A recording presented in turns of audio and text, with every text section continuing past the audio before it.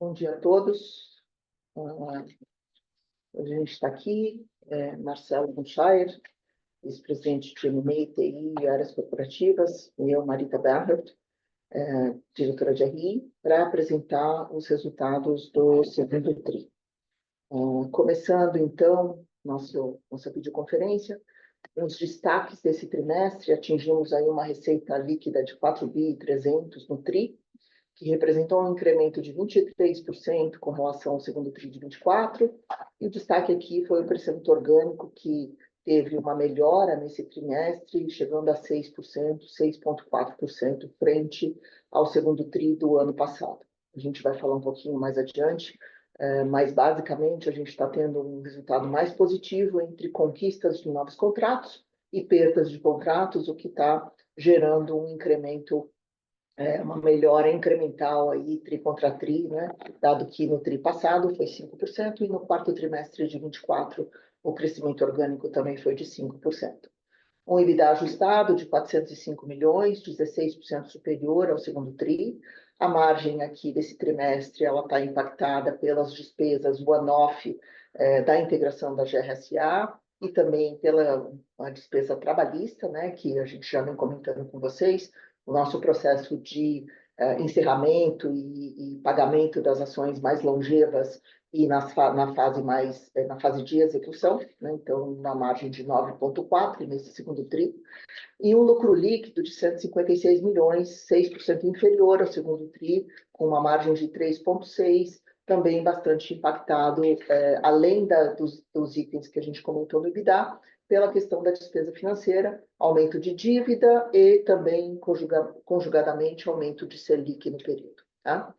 Nossa receita líquida por cliente, a gente continua num trabalho de pulverização da nossa base, para que a gente não precise depender de nenhum cliente grande. Então, hoje, nosso maior cliente representa 6%, e a gente tem uma boa dispersão aí dentre os outros 4.700 clientes que a GPS tem hoje, que a GPS serve hoje. Okay?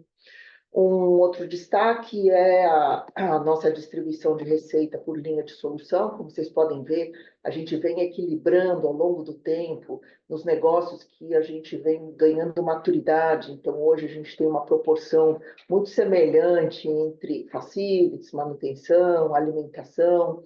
E o destaque aqui que eu faço é um pouco da melhora de facilities e a redução proporcional de segurança, que tem um efeito basicamente de um comportamento que o cliente acaba adotando em ambientes onde a pressão por custo e por preço é um pouco maior, migrando ali alguns serviços de segurança para dentro de facilities, tá? Mas a gente se sente confortável aí em ver que a evolução, né, a distribuição de receita por linha de solução está dando para a gente um portfólio bastante equilibrado dentre os serviços e com uma robustez muito grande. Como eu comentei, praticamente 4.700 clientes. Aqui a gente relaciona os grupos de clientes. E como a gente sempre faz, a nossa pesquisa de NPS, uma vez por semestre, o resultado foi de 75%, excluída aqui a safra de 2024, que é o que a gente passa a aplicar essa pesquisa agora, nesse período já de segundo semestre. Comentei, né, então, da nossa melhora no crescimento orgânico nesse TRI. Basicamente, a gente tem feito uma conquista maior do que a perda. Esse número sempre foi positivo, mas esse ano ele está mais robusto. A gente olha para esse resultado de uma maneira positiva, mas também de uma maneira muito consciente, entendendo que a gente tem um desafio aí no segundo semestre em manter essa relação de conquista e perda num ambiente que continua sendo um ambiente de pressão do cliente, principalmente no que se refere a preço. E agora também a gente vai verificar esse ambiente dentro desse contexto maior do tarifaço, né? A gente não visualiza nenhum impacto relevante.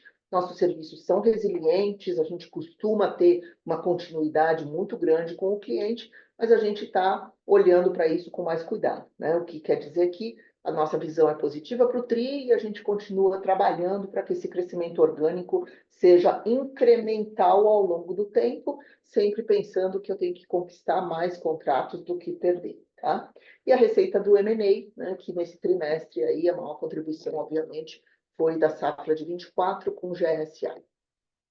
No semestre, a gente também tem aí o resultado do orgânico em 6%, né? E a gente, como eu comentei, a gente está olhando para o ano num processo de sempre estar monitorando muito de perto, uma vez que o ambiente macro, o ambiente dos clientes não mudou radicalmente, né? A gente conquistou contratos importantes, conquistou contratos grandes que a gente vai implementar ao longo do segundo semestre, mas o desafio de fazer essa gestão e de fazer esse crescimento orgânico, ele continua, né? A gente está sendo bem sucedido em fazer com que ele seja incrementalmente melhor ao longo do tempo, né?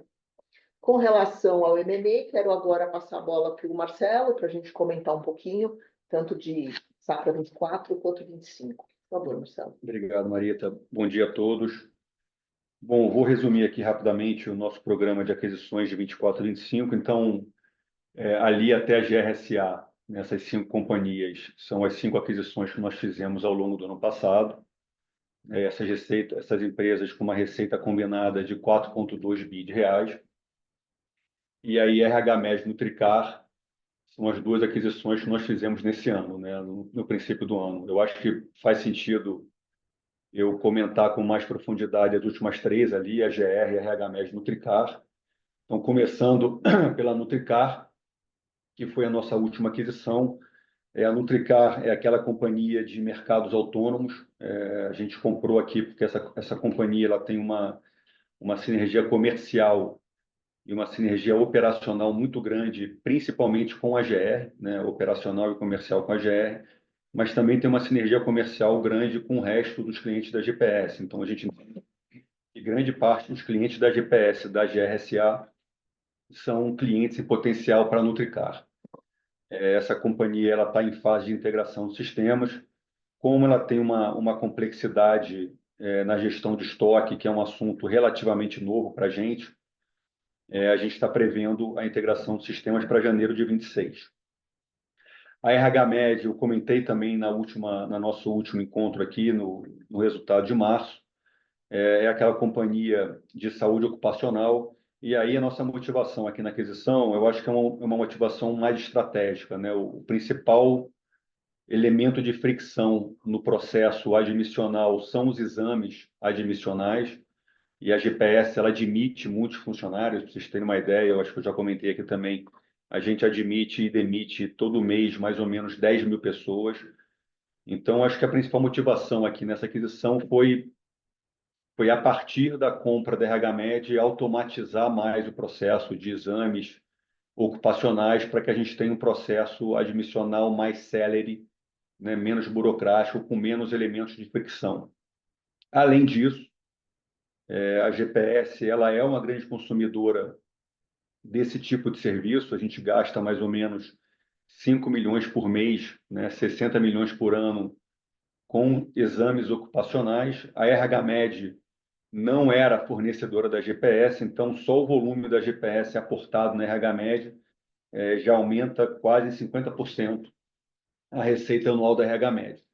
E aí, por fim, vou comentar aqui rapidamente a GR. A GR foi a nossa maior aquisição até hoje. Foi uma aquisição fechada no ano passado. A gente virou o sistema da GR em janeiro desse ano. Até março, abril é aquele período tradicional de estabilização do sistema e etc. E aí, a partir de abril, a gente começou a capturar as sinergias de custo indireto, com mais velocidade. Inclusive, o resultado desse trimestre, a Marita comentou já um pouco aqui, foi um pouco pressionado em função dessas desmobilizações, tanto de equipe como de fornecedor. Obviamente, a gente não concluiu integralmente a captura de sinergias. Tem algumas sinergias, elas vão ser capturadas mais a médio e longo prazo, de sistemas, de equipe, e especialmente as sinergias que estão relacionadas com a implantação do nosso modelo de gestão. Quer dizer, as sinergias de curto prazo são aquelas sinergias relacionadas ao custo indireto. Essas são as mais rápidas de serem capturadas. E as que demoram mais são as sinergias que dependem do aculturamento da equipe da GRSA. Isso aí a gente só vai capturar ao longo do próximo ano. Então, Marita, eu acho que com relação às aquisições é isso. E aí, nesse slide, a gente sempre apresenta um resumo das nossas aquisições desde o IPO, né? Foram 25 aquisições desde o IPO. Essas 25 companhias com uma receita combinada de 8,4 bi por ano. E aí, eu acho que um ponto importante para destacar aqui é que nós soubemos usar esses processos de aquisição para diversificar a atuação de um lado, para novos setores, e também para consolidar a atuação em outros setores. Então, por exemplo, nós fizemos 8 aquisições no setor de manutenção e serviços industriais. Esse era um segmento praticamente relevante para a GPS antes do IPO, e atualmente esse segmento representa 22% da nossa receita. Então, esse segmento se tornou relevante muito em função das aquisições que foram realizadas. A alimentação idem, né, era um segmento que era irrelevante para a GPS antes do IPO, a gente só tinha uma companhia, que era a LC, que tinha uma receita muito pequena, e aí com as aquisições da Marfood, especialmente com a aquisição da GRSA, esse setor hoje responde por 22% da receita também. Então, foi um outro setor que a gente cresceu muito com as aquisições. Crescemos também em mão de obra temporária e field marketing, né, com 4 aquisições realizadas, e é um setor que praticamente não existia pré-IPO e hoje responde por 7% da receita. E ingressamos em novos negócios, e os mais recentes aqui, que estão em fase, vamos dizer, em fase probatória, a gente está aprendendo ainda, são as companhias TLSV, de manutenção de rede de telefonia, Control, manutenção de rede elétrica, e a RH-Med Nutricar, que foram as 2 últimas aquisições. E aí, obviamente que agora, só para finalizar aqui, Marita, rapidamente, a concentração do nosso time aqui de M&A é na entrega do programa de aquisições desse ano. Eu vinha comentando já aqui recorrentemente, né, nos nossos encontros, que a gente estava focado inicialmente em reduzir a nossa alavancagem. Com a aquisição da GR, a nossa alavancagem teve um pico no passado, eu acho que chegou a bater 2,3 vezes, se não me engano. 2,2. 2,2 vezes dívida líquida EBITDA. A gente conseguiu já reduzir para 1,6, né? A nossa meta é 1,5, então a gente praticamente já está dentro da meta de alavancagem. Então agora a gente está mais confortável para retomar o nosso programa de aquisições. A gente já está com pipeline, eu acho que bem maduro para esse ano. Só para dar assim, grandes números, a gente tem ao todo no pipeline interagindo com a gente, pipeline global, digamos assim, são 20 companhias com uma receita combinada de 5 bi, e aí dando um zoom no pipeline qualificado, né, que são as empresas que já têm proposta aceita ou que estão numa fase de diligência ou até numa fase final de negociação de contrato. Nós temos 10 empresas nesse pipe qualificado, com uma receita combinada de 2 bilhões de reais. E aí um dado que eu acho importante é que a gente volta a ter no pipeline qualificado, companhias de limpeza, de facilities de segurança, que é um negócio que é um setor que a gente vinha tendo pouca oportunidade de aquisição. Então, dessas 10 companhias que compõem esse pipeline qualificado, 6 empresas, 6 das 10, né, são empresas de facilities e de segurança, com uma receita combinada nessas 6 companhias de 1,3 bi. Então, acho que esse é um dado relevante aí para ressaltar. Obrigada, Marcelo. Seguir aqui, falando um pouquinho de EBITDA, a gente já comentou, né, esse trimestre, o efeito aí desculpa, das despesas one-off de GRSA, que acabam impactando a margem do trimestre, né, para 9,4, também o incremento do trabalhista. A gente já falou bastante do trabalhista, mas só reiterando aqui, nosso dever de casa tem sido fazer o encerramento das ações mais longevas, as ações que estão em fase de execução, que vieram de adquiridas e que são mais custosas. A gente continua com esse plano de encerramento dessas ações e, por isso, acaba tendo um efeito na despesa. E esse efeito, nesse ano, vai ser relativamente parecido ao que foi ano passado, tá? A gente olha para o nosso estoque de ações trabalhistas e a nossa visão é que o dever de casa que a gente tem aqui é criando cada vez mais eficiência nesse estoque, melhorando o perfil, o que significa a gente encerrar as ações mais custosas, advindas já adquiridas e que são mais longevas. Tá? Então, esse aí eu acho que é o efeito que a gente tem de EBITDA na margem desse TRI do semestre, e no que se refere ao trabalhista, é o efeito relativamente ao ano também. Né? Tirando esses dois itens, a gente continua com uma sustentabilidade de margem no nosso negócio orgânico muito positiva. Com relação ao lucro líquido, além dos itens que eu comentei no EBITDA, a gente tem o efeito da despesa financeira, né?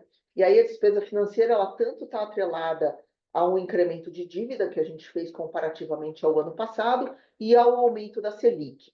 E no caso da Selic, ela afeta a gente de duas formas diferentes, né? Tanto no que é dívida financeira, quanto no que é atualização monetária das nossas contingências.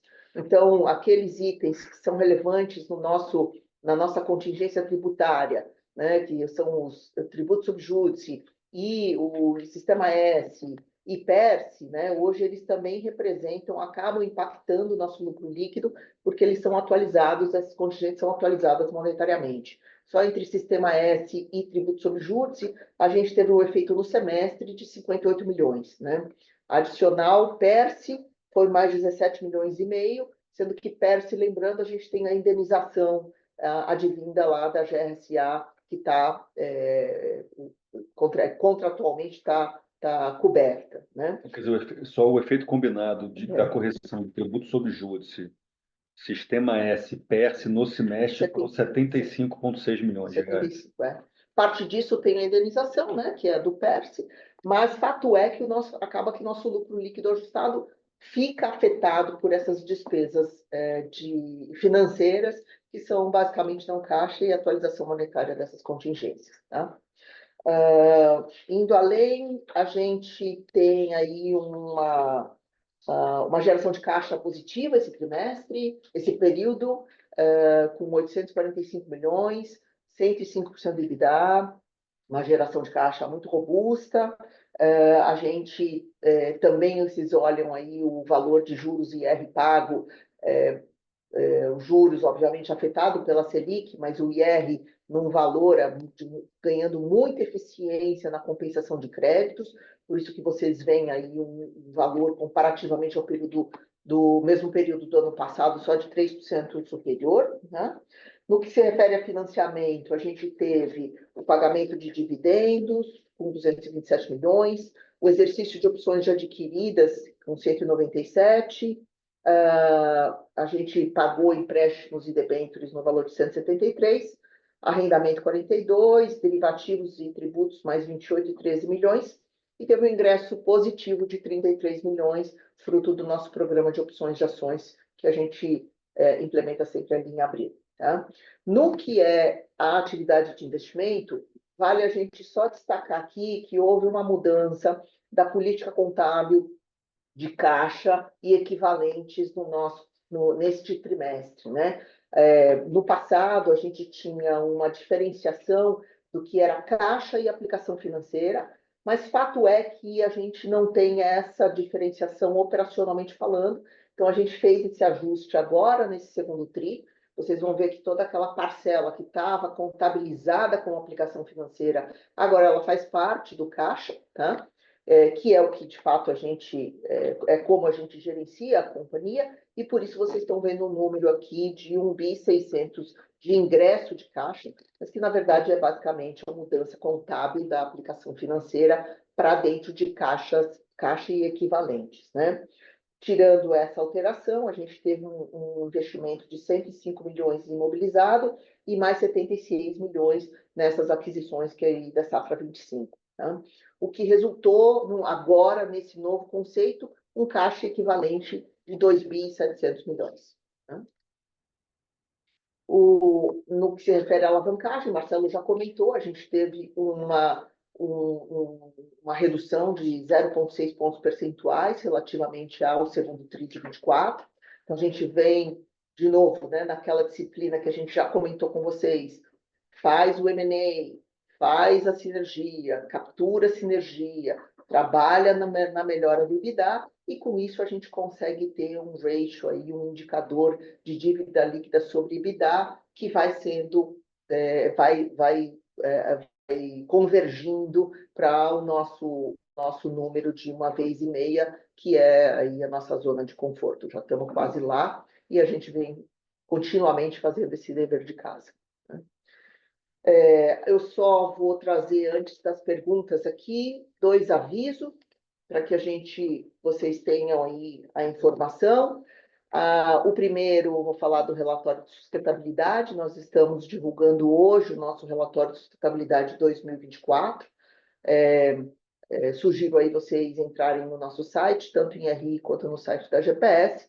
E a gente também está lançando um podcast com as lideranças do grupo. Vocês vão ver o primeiro podcast sendo feito com o Marcos Pedreira. Nossa intenção aqui é que vocês possam conhecer melhor a nossa equipe de liderança, né? E ter mais proximidade aí com as pessoas que, além do Luiz, do Marcelo e do Gustavo, que vocês já conhecem, né? Também lideram a companhia e são pessoas fundamentais para o desempenho que a gente está apresentando aqui consistentemente, tá bom? Obrigada, e com isso eu passo para as perguntas. Queria começar com o André Ferreira. Por favor, abre o áudio para o André.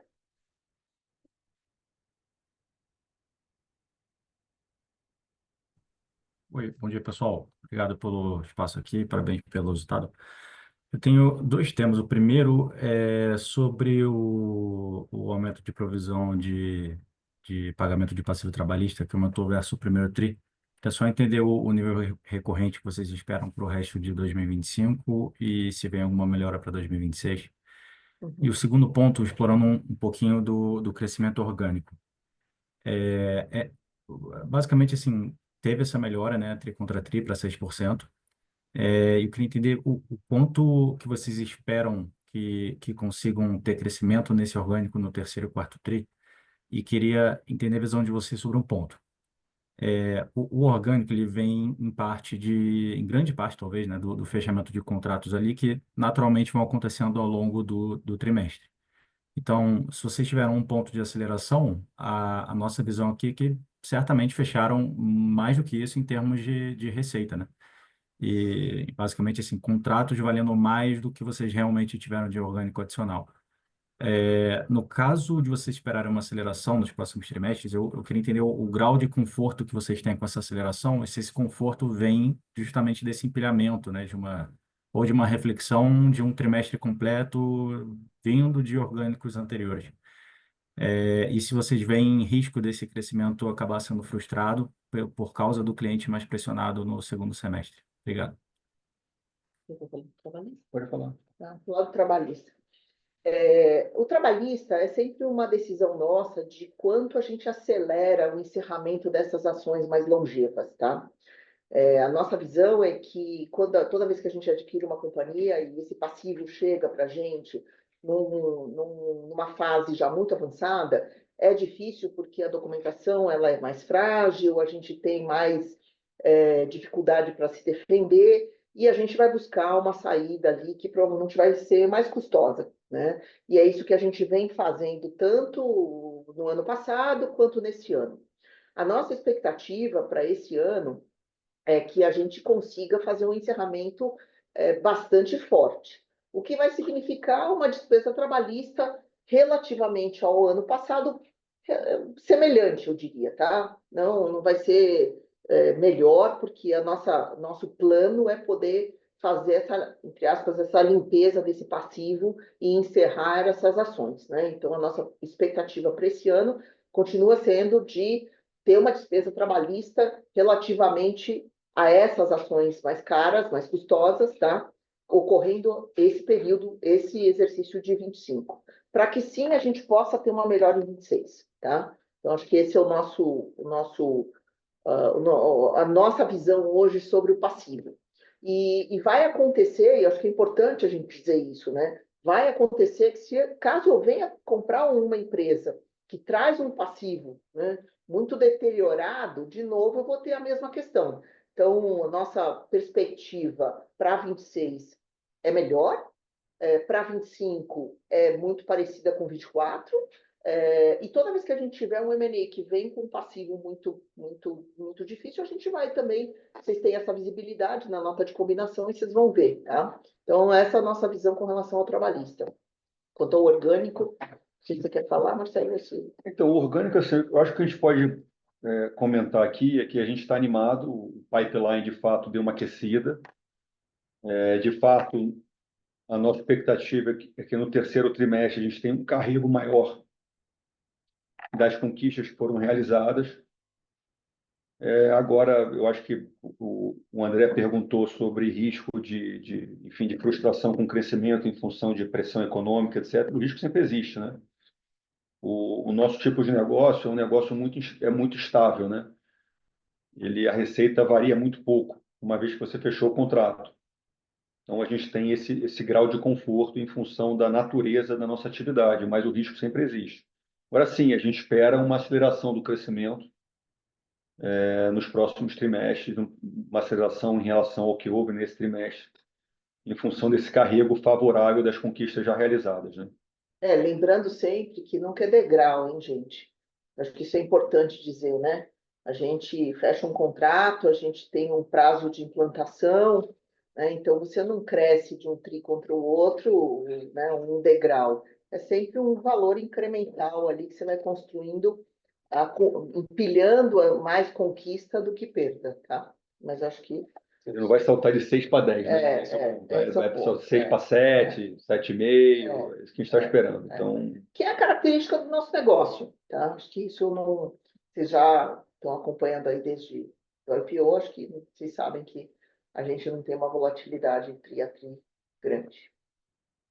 e só para complementar aqui sobre o trabalhista, Marita, rapidamente, assim, a gente não consegue precisar exatamente quando, uma data específica, mas a gente está muito seguro que em algum momento aí ao longo do próximo ano ou do outro ano a gente vai convergir para um cenário de despesa trabalhista mais normalizado, né? Esse patamar de 2% da receita líquida, ele não é um patamar recorrente no longo prazo, na nossa visão.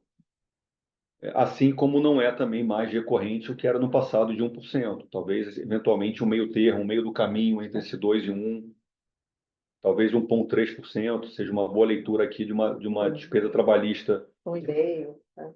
recorrente no longo prazo. Então, assim, a gente está bem confiante que quando a maré baixar e quando a gente conseguir retomar um patamar mais normal de ações em fase de execução, quer dizer, de menos ações em fase de execução e mais ações em fase inicial, a gente retome um patamar de despesa recorrente normal, né? E aí a gente, obviamente, que vai ter um benefício de margem em decorrência disso. Claro, obrigado. E só voltando num ponto, o Marcelo comentou do orgânico possivelmente ser 7, 7,5.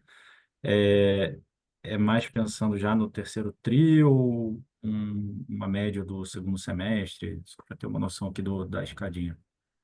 Então, não dá para ancorar muita expectativa e ser muito preciso nesse número, não. Mas, assim, eu acho que ao longo do segundo semestre, o que a gente está enxergando hoje, o nosso pipeline, que já foi conquistado, é uma aceleração para esse patamar aí de 7, 7,5%. É isso que a gente está enxergando hoje.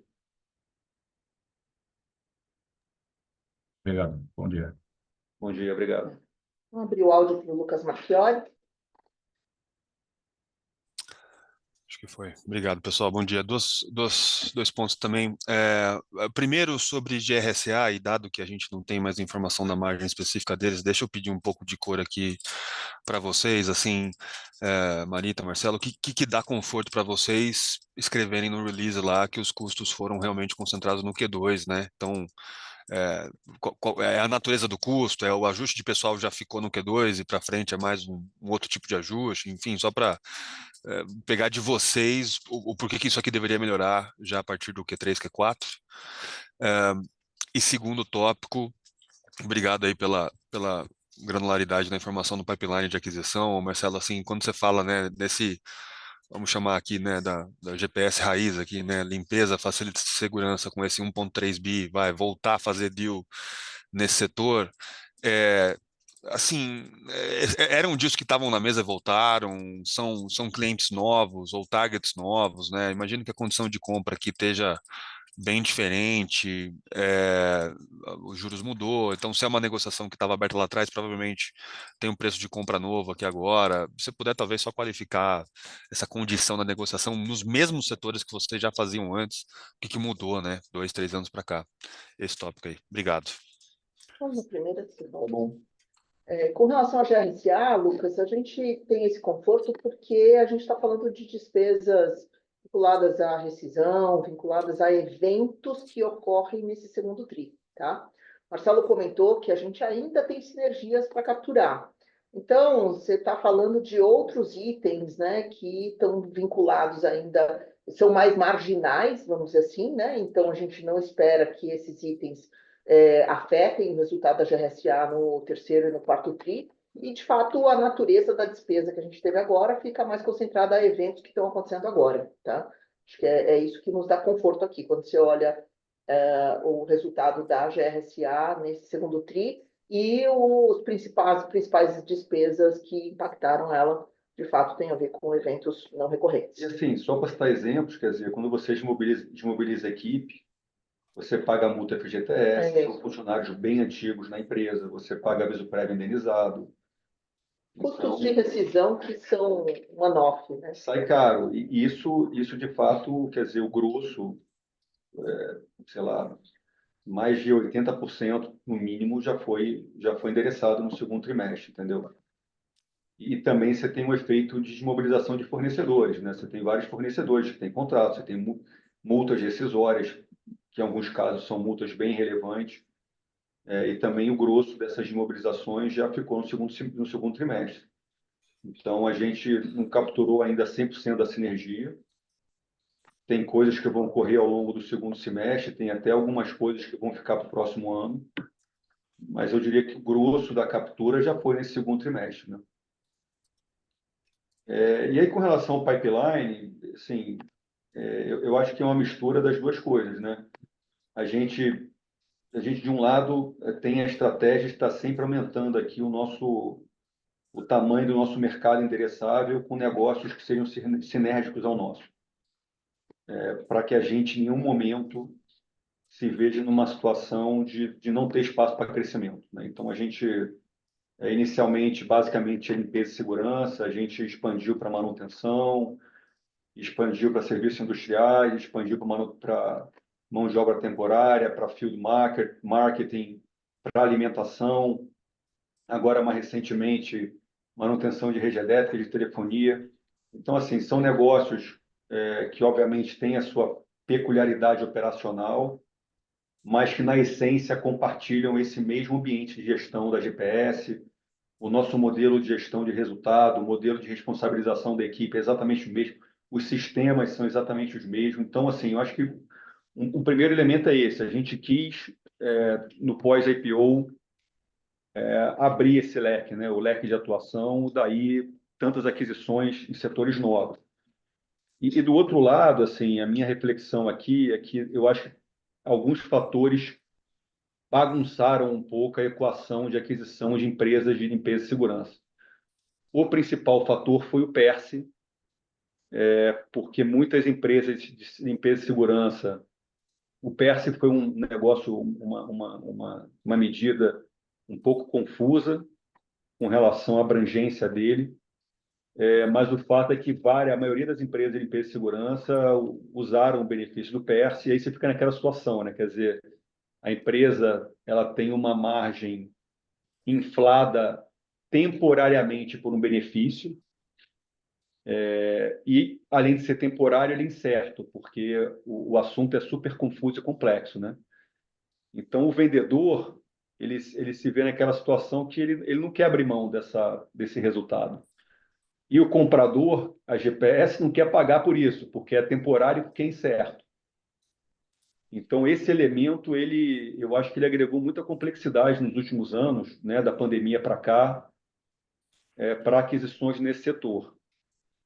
Agora, com a resolução definitiva, ou quase que definitiva desse assunto, porque existem algumas teses de manutenção, etc., mas enfim, já está se normalizando, eu acho que a gente volta a ter um ambiente muito mais produtivo para voltar a fazer aquisições com mais segurança, em limpeza e segurança. Então, eu acho que são esses dois elementos aí.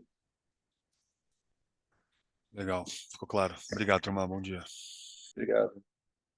Abrir o áudio agora para o Lucas Esteves, por favor. Bom dia, Marcelo, Marita. Parabéns aí pelo desempenho, pessoal. Vou ser bem direto aqui. Primeiro, em relação a margens, eu acho que essa questão do trabalhista, você já vem trabalhando para resolver esses processos mais longevos já há alguns trimestres. Na minha cabeça, a tendência é que a gente veja esse impacto diminuindo gradativamente aí. E tem também essa questão da concentração desses não recorrentes da GRSA no segundo TRI.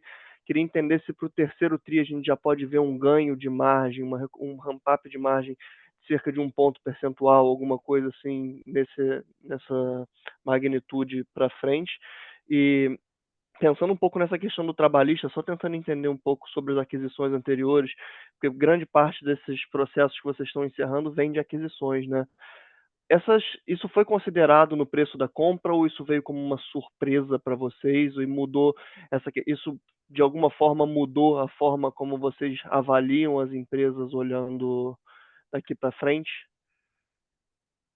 Lucas, vou falar um pouquinho da margem e aí vou passar a bola aqui para o Marcelo falar sobre como isso está eventualmente, né, tá na conta do M&A, o trabalhista. A nossa visão é de uma melhora, né, uma melhora incremental aí de margem para o próximo período. Obviamente não consigo dizer aqui, né, exatamente o valor, o percentual, mas sim, porque a gente vai deixar de ter esses one-offs que são one-offs vinculados como a gente comentou aqui, a eventos ocorridos exclusivamente no segundo TRI, né? Então, isso deixa de ter pressão. O trabalhista continua, né? Acho que, só para ter uma noção aqui, a gente encerrou o ano passado com uma despesa trabalhista sobre receita líquida na casa de 1,9, tá? Isso foi um comportamento diferente tri a tri, porque a gente acaba tendo feriados forenses, né, que diminuem a quantidade de dias úteis no judiciário por trimestre. Então, vocês viram o primeiro TRI com 1,6%, o segundo TRI agora com 2%, o terceiro TRI vai provavelmente ser mais parecido com o segundo, e o quarto TRI, de novo, volta a ter uma certa redução, porque a gente também tem uma quantidade de dias úteis ali forenses menor, né? Mas, no que se refere ao trabalhista, a gente está imaginando um perfil relativamente parecido ao ano passado, tá? Mas, obviamente, que a margem melhora no segundo TRI, dado que eu já não vou ter mais esses eventos não recorrentes que eu tive Desculpa, melhora no segundo semestre, dado que eu não vou ter mais esses eventos não recorrentes no segundo trimestre. O Lucas, e com relação à forma como a gente trata o contencioso nas aquisições, assim, a gente trata, claro. Então, a nossa abordagem com relação à aquisição é fazer aquisições que a gente chama aqui de oportunísticas, né? Que são empresas que têm margem EBITDA baixa e têm um indireto alto, porque esse tipo de empresa oferece um potencial de multiplicação de margem muito grande para a gente. Então, a gente inclusive tem como estratégia ter muitas empresas interagindo com a gente no pipeline o tempo todo para que a gente possa pensar justamente as empresas que têm essa característica, né? Indireto alto com margem baixa. Normalmente, as empresas, quando têm margem baixa, uma das razões para a margem ser baixa é justamente o contencioso trabalhista, né? As companhias, tipicamente essas empresas, 90% delas, eles não têm muita disponibilidade de caixa, né, para ficar pagando a ação o tempo todo. Então, a estratégia de praticamente essas empresas, de 100% das empresas, é prorrogar ao máximo a ação trabalhista, né? A ação trabalhista você consegue prorrogar o desembolso de caixa por anos. Você recorre, você recorre, você recorre. Mas o que acontece é que a conta só aumenta, né? Ela aumenta porque, na medida em que ela vai chegando nas fases de execução, as condenações são maiores, é assim que funciona, e ela aumenta também porque o valor é corrigido pela Selic, né? Então, assim, o que acaba acontecendo é que nessa nossa abordagem de fazer essas compras oportunísticas, a gente acaba comprando empresas que tem um panorama de contencioso trabalhista bem complexo. Obviamente que a gente considera isso na precificação, né? Porque o EBITDA da companhia, que foi base para a aplicação do múltiplo, é um EBITDA que já considera essa despesa trabalhista.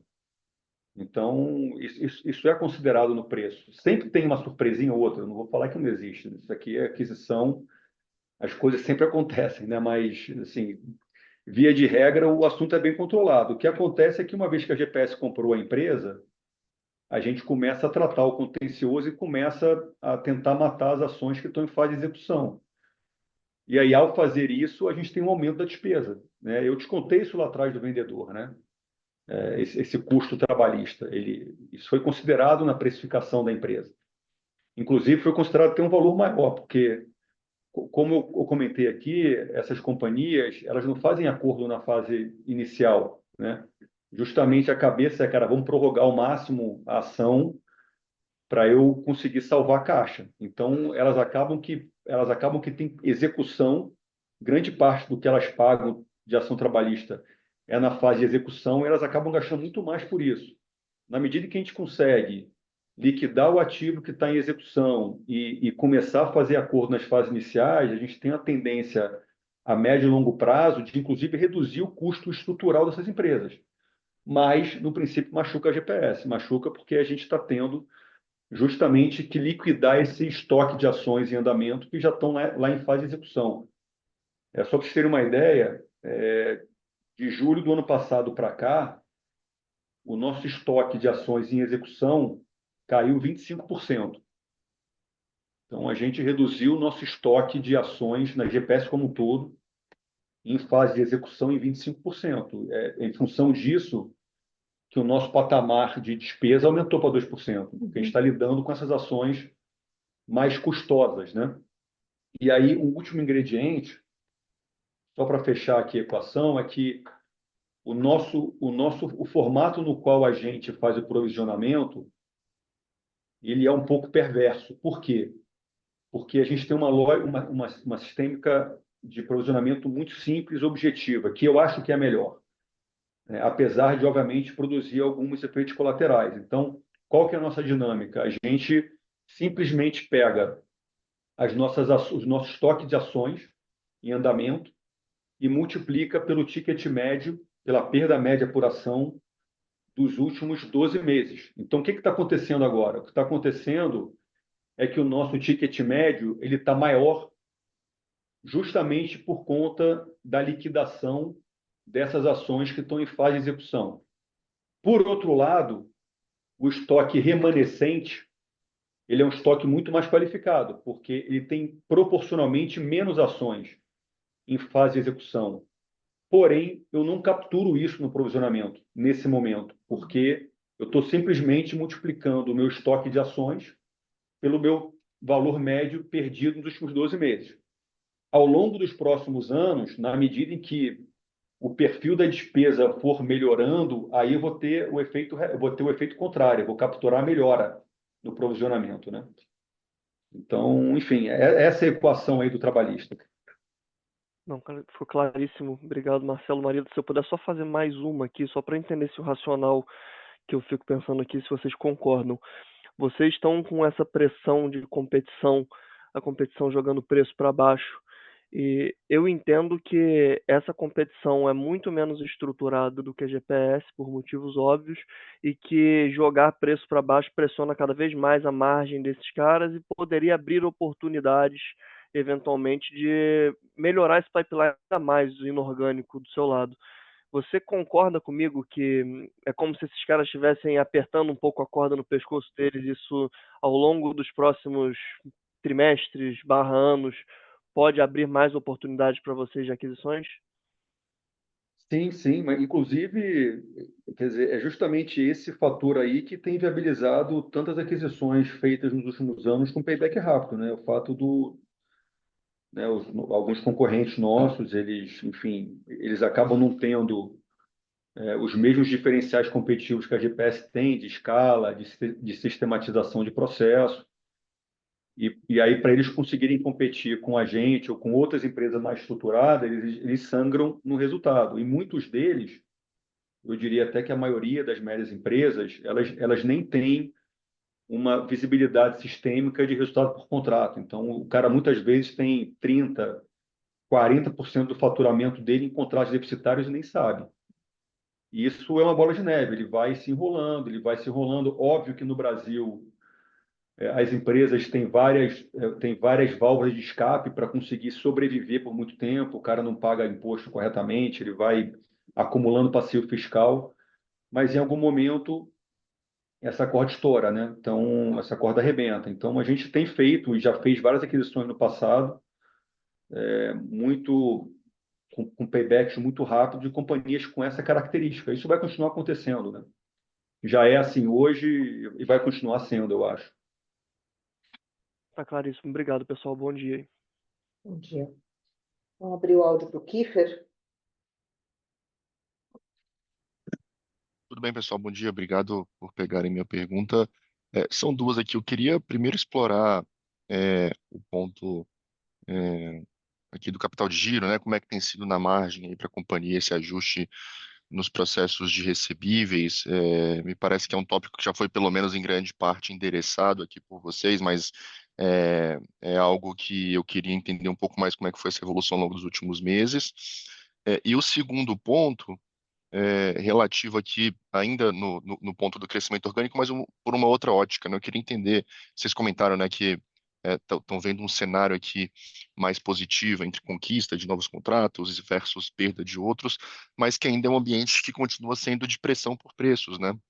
Uma vez que você fecha o contrato, tem pouca volatilidade ali depois disso com relação à sua receita. Então, eu entendo a natureza aqui da companhia sendo muito cuidadosa com relação à rentabilidade desses contratos. Eu queria entender com vocês qual que é a leitura que vocês estão tendo com relação a esse cenário, né? Se é algo que está melhorando na margem, se ainda não, principalmente com relação ali, vou citar o exemplo aqui da GR, né? Vocês tiveram ali uma grande parcela de contratos com rentabilidade pior que estão sendo endereçados, né? Então, adquirir novos contratos na GR e outras empresas do grupo também, obviamente, com essas condições de rentabilidade melhor, entendo que seja um desafio. A parte das despesas talvez seja um pouco mais, esteja mais sob controle do lado de vocês, uma vez que vocês conseguem gerenciar internamente, mas novos contratos com esse nível de rentabilidade almejado depende naturalmente de negociações que não necessariamente são fáceis. Então, queria pegar um pouco dessa visão de vocês, de como é que está esse cenário macro, se está melhorando, piorando, se não mudou nada, até porque, como vocês estão, novamente, né, conseguindo mais contratos com rentabilidade melhor do que perdendo os antigos, eu entendo que está tendo um esforço que está dando certo por parte de vocês, né? Então, queria explorar um pouco desses aspectos aqui também. Obrigado. Vou falar um pouquinho do capital de giro. Eu acho que depois o Marcelo pode comentar aí do ambiente. Vocês viram o capital de giro, né? Vou falar mais especificamente, né? Um PMR, um recebível aí aumentando em dias no ano passado. Isso foi um item que a gente ressaltou bastante com vocês, muito fruto da inclusão de um setor que é de manutenção industrial, que tipicamente tem um prazo maior, mais distendido, tá? Isso teve um incremento de PMR no ano passado e a gente agora está estabilizado. Então, na nossa visão, com relação à capital de giro, a nossa visão é de que a gente está estável. Já há alguns trimestres a gente vem mantendo aí um equilíbrio e dentro da nossa atitude, né, do ano passado, a gente implementou vários incentivos e vários ajustes internos que propiciaram essa estabilidade, né? Então, daqui em diante, o que a gente vê é um cenário neutro, muito semelhante ao que a gente está vivendo agora, tá? Acho que a gente não tem nenhuma mudança significativa nesse item daqui em diante. Vem conseguindo manter dias de recebíveis, né? Agora com o GRSA a gente tem um pouco de diferente em fornecedor e estoque, mas bastante equilibrado, tá? Então a gente não vê uma questão de capital de giro relevante. Eu vou até vincular essa questão do capital de giro com com a pergunta que você fez logo em seguida, que é do orgânico, tá? Que eu acho que isso é importante também citar, que o orgânico ele demanda capital de giro. Então, na medida que eu estou implementando o contrato, implantando o contrato e crescendo com mais robustez no orgânico, eu vou utilizar um pouco mais de capital de giro. Porque para implantar um contrato, por exemplo, vamos imaginar que isso a gente conquistou, né? Um contrato grande aí, com a casa de 30 milhões de reais mês. Eu vou fazer a implantação desse contrato ao longo de um período, eu antecipo, né, aquilo que é a saída de caixa para poder contratar as pessoas, comprar os suprimentos, os equipamentos, né, e vou estabilizar isso lá na frente, tá? Mas a gente considera que isso é positivo, porque está vinculado ao incremento do crescimento orgânico. Estruturalmente falando, o capital de giro, para a nossa visão, está bem estável, tá? Não sei se você quer comentar sobre o Então, orgânico. eu sou pressão de mercado, assim, eu te confesso que eu não tenho uma leitura muito precisa disso, não. Assim, a pressão de preço na nossa indústria aqui, ela está sempre presente, né? O que acontece é que você tem momentos melhores e piores. O que a gente tem vivido nos últimos anos, né, no ano passado, no princípio desse ano, é uma pressão muito grande por preço. É curioso, a economia está crescendo e, enfim, todos os dados econômicos aí mostram o contrário, mas o que a gente sente lá no chão de fábrica é uma pressão grande né, dos nossos clientes, as equipes de compras dos clientes muito ativas, pressionando o preço e tudo mais. E eu não tenho uma sensibilidade clara se isso está melhorando ou não. Não sei se a melhora no orgânico é uma decorrência, né, do cenário um pouco mais favorável.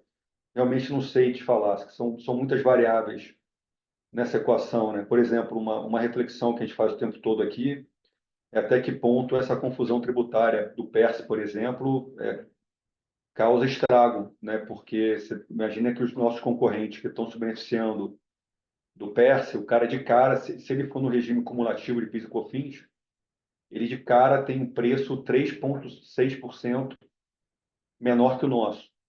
Se for regime não cumulativo, é 6, 7%. Então, isso certamente, essa confusão do PERSE, por exemplo, certamente gerou uma confusão grande, né, na estrutura de precificação do mercado. E a tendência a partir de agora, eu acho, é isso se normalizar, né? Então, assim, são várias forças aqui atuando conjuntamente e é difícil ter uma visão muito clara, né, de como é que essas forças se comportam ao longo do tempo. O fato é que a gente está com uma leitura aqui que o orgânico está melhorando, e que a gente vai ter um carrego favorável nos próximos trimestres em função de conquistas já realizadas. E aí, falando sobre GR, a gente aqui não olha GR de um jeito muito diferente do que a gente olha os outros negócios, né? Nossa prioridade é sempre margem. Então, quando você está trabalhando na negociação com o cliente, você tem uma regrinha ali, um mínimo que a gente vai buscar, e dentro disso a gente vai buscar uma negociação, né? Não necessariamente a gente acredita que catering estruturalmente tenha uma condição de margem diferente dos nossos outros negócios, tá? Então, acho que na nossa opinião aqui, e a maneira como a gente se posiciona frente a esse ambiente de negociação com o cliente, é sempre priorizando rentabilidade, tá? Vocês viram no passado aí, se olha um longo período, né? Você pode até ter uma volatilidade de orgânico, de receita, de crescimento do top line, de crescimento de receita, mas a margem é muito estável. Isso eu acho que vale para, independentemente do tipo de solução que a gente está falando. E aí, assim, eu até esqueci de comentar com relação à GR, né? Essa questão da depuração. Sempre que a gente compra uma empresa, né, como grande parte das companhias, como eu já comentei aqui, não tem medição de resultado por contrato, é normal você ter companhias que têm um percentual relevante do seu faturamento em contratos que são deficitários. E aí, obviamente, que a gente, depois que implanta sistema, depois que estabiliza o sistema e depois que tem uma segurança grande de que o contrato estruturalmente é deficitário, a gente busca a renegociação. Mas na GR, esse processo nem começou ainda, né? A gente está justamente no período de entender os contratos. Eu diria que esse período de entender e conhecer os contratos, ele vai demorar esse ano todo. Então, a gente só vai ter uma clareza, a clareza necessária para determinar se um contrato é estruturalmente deficitário ou não a partir de janeiro do ano que vem. Aí sim, eventualmente, a gente vai começar a depuração dos contratos deficitários, entendeu? Então, na GR, esse processo nem começou ainda. Ele vai começar só ao longo do próximo ano. Perfeito. Obrigado, parabéns pelo resultado. É. Abrir o áudio para o Maurício Cepeda. Oi, Marita, Marcelo, bom dia, obrigado pelo espaço. Duas perguntas. Uma pergunta um pouco mais estratégica de diversificação. Nitidamente vocês já diversificaram para múltiplos serviços, né? Então, qual é hoje o mandato que vocês têm, estrategicamente falando, né, de diretriz sobre o que são serviços-alvo para aquisição? Vocês querem continuar mantendo o foco, né, no portfólio que você já tem, ou ainda considera expandir esse portfólio para outros serviços? E quando vocês pensam, né, em novos subsetores, vocês estão pensando só uma questão de ampliação de mercado endereçável e captura de G&A, ou tem algum outro vetor estratégico que está na cabeça de vocês? E eu pergunto isso um pouco também por conta de complexidade, né? Porque quanto mais vocês diversificam, mais também aumenta a complexidade. Isso preocupa vocês? Isso limita vocês de alguma forma? E, e a minha segunda pergunta é a parte do orgânico, de novo, sei que já foi explorado, mas também numa visão de longo prazo, né? Eu entendo que hoje em dia vocês estão numa indústria talvez um pouco mais pressionada, pelo que eu vejo, o churn é alto, né? E até o Marcelo estava citando o ponto de que talvez os competidores, por não fazerem conta, levem a um churn maior que o natural. Mas você acredita que no longo prazo esses crescimentos de duplo dígito elas sejam possíveis, dado que tem essa dinâmica de auto churn e que você já tem um tamanho bem maior do que vocês tinham alguns anos atrás? Obrigado. Tá bom. Maurício, obrigado pela pergunta. Assim, com relação à questão estratégica da ampliação do nosso leque de serviços, eu acho que assim, a gente tem algumas vantagens competitivas claras que nos levaram lá atrás a tomar essa decisão de diversificação, né? O primeiro é que o nosso modelo de gestão, de responsabilização do gerente de contrato, ele funciona para todo esse negócio, né? O modelo de gestão, as ferramentas de meritocracia, que são o nosso grande diferencial competitivo, eles funcionam em todos esses negócios. O segundo ponto aqui, que também é um diferencial competitivo muito relevante, são os sistemas de gestão. A GPS, desde o princípio, que o nosso maior custo aqui no back-office corporativo é time de TI.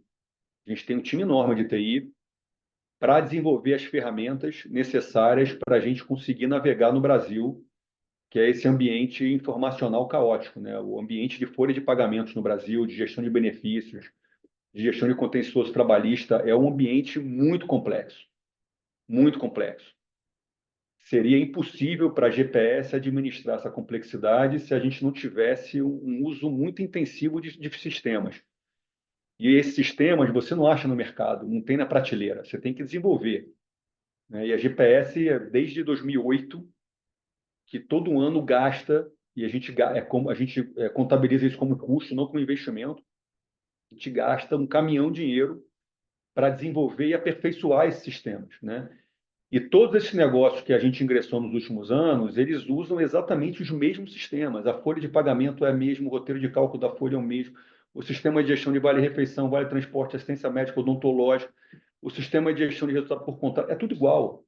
Então, apesar de serem serviços que têm a sua complexidade operacional, o back-office, os sistemas de controle são exatamente os mesmos. E os nossos concorrentes, eles se perdem, eles quebram, não é na operação, eles quebram justamente porque eles não conseguem se organizar esse ambiente informacional caótico.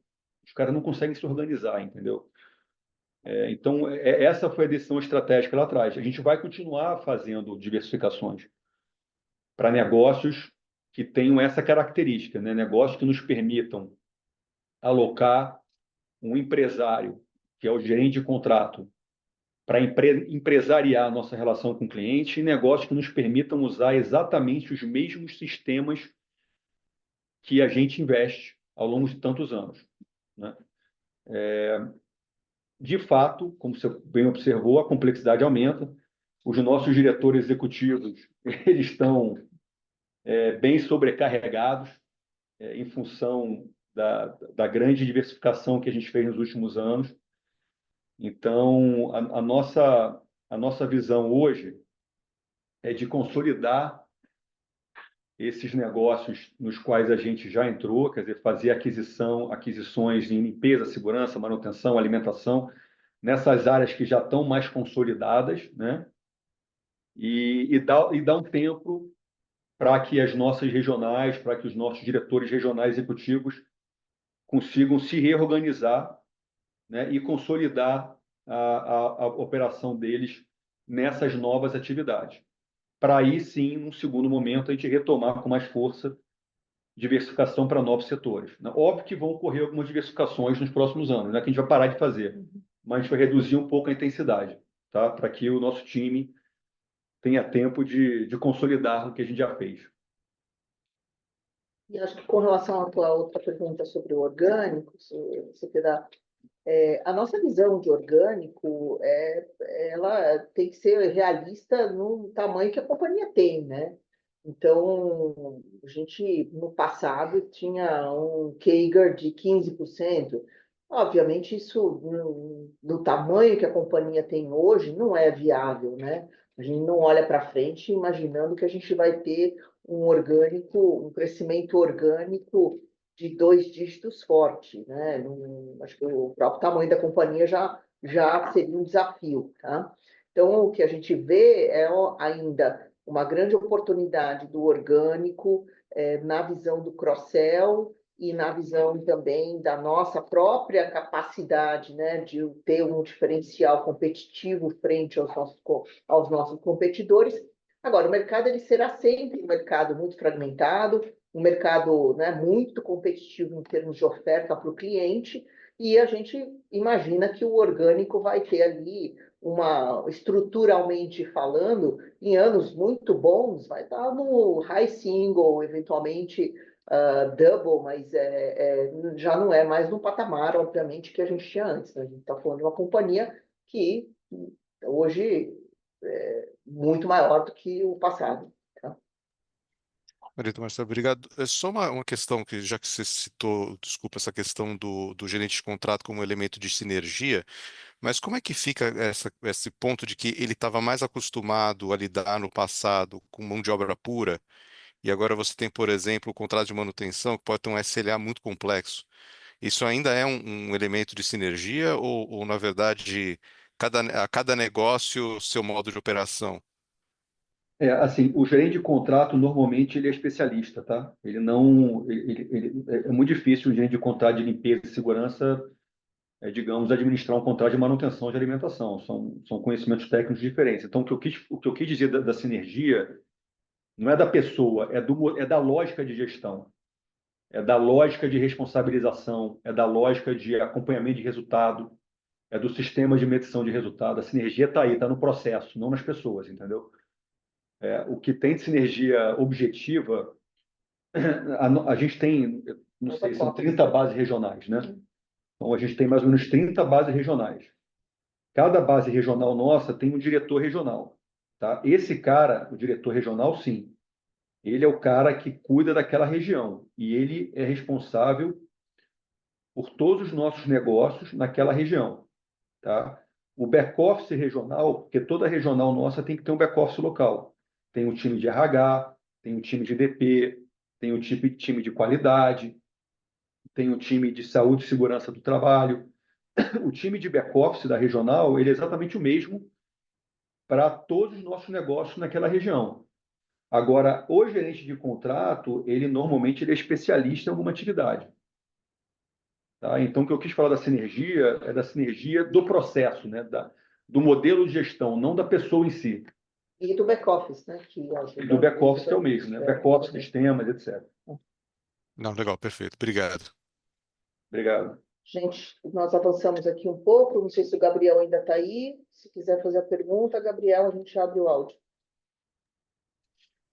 Bom dia, pessoal. Obrigado pela oportunidade aqui.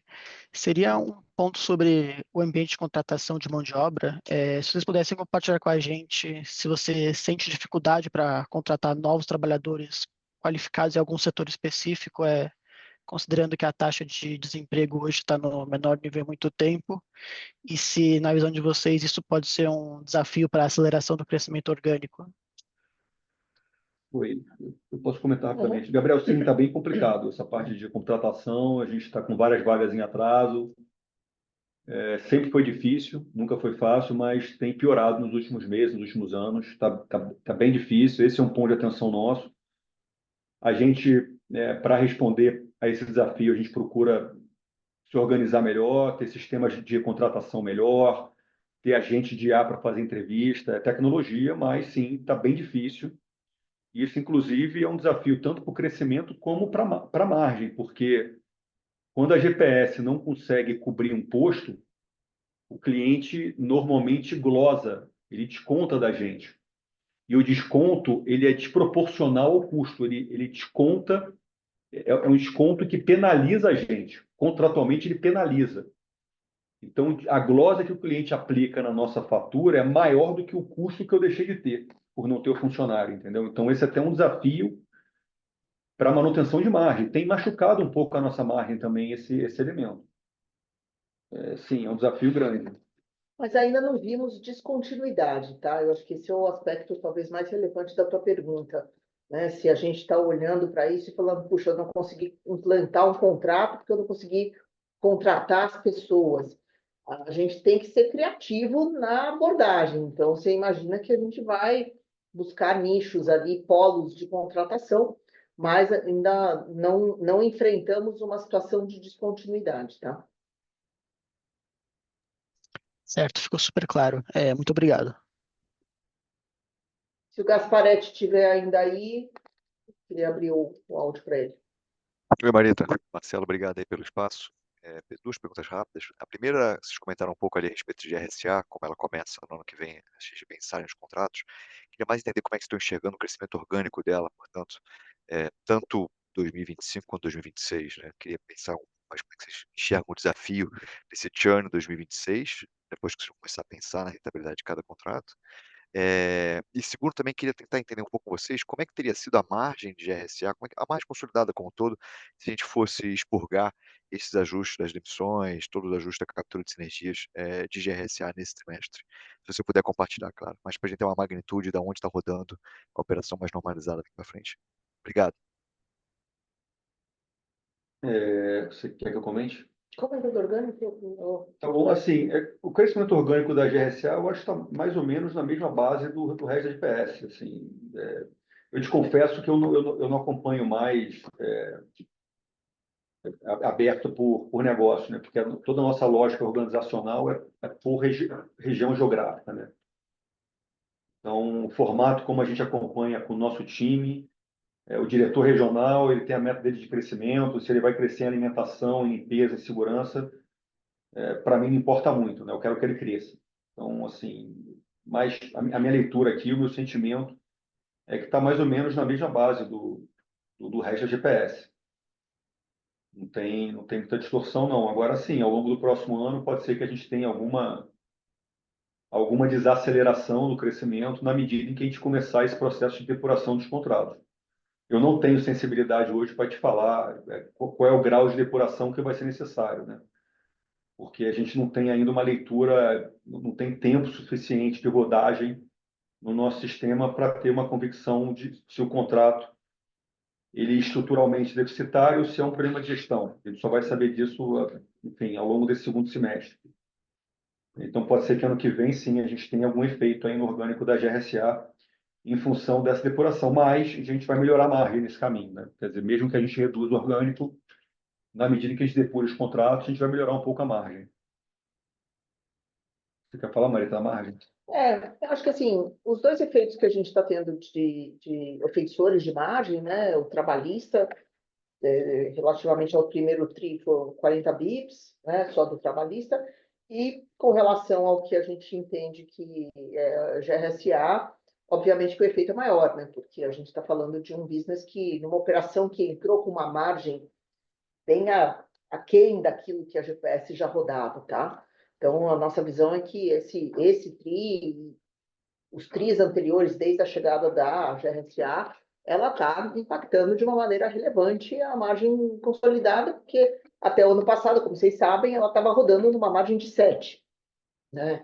Isso ficou pior, obviamente, esse primeiro e segundo TRI, né? E a gente espera que ela se assemelhe ali nos 2 dígitos no quarto trimestre, tá? Acho que é isso que dá para a gente compartilhar com vocês.